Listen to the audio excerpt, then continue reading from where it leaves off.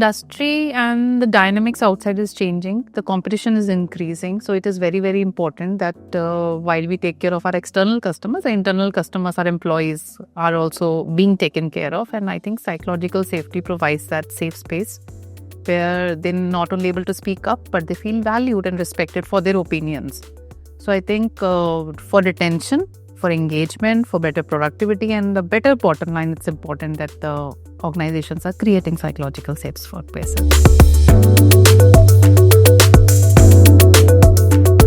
So as an organization, we are already capturing the voice of employees. So we are doing biannual surveys to capture where our organizations stand as far as psychological safety is concerned.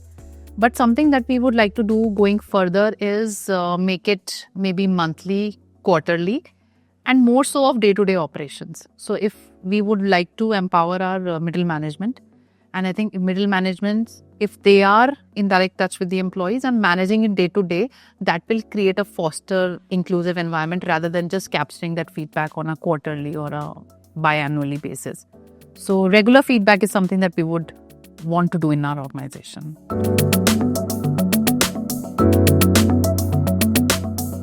So while the roundtable was simply very engaging, it provided a platform for a great knowledge exchange.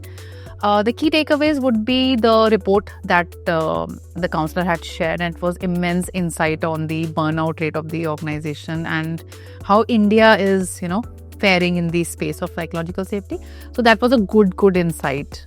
Second was interaction with all the industry representations and also from our industry and industry outside.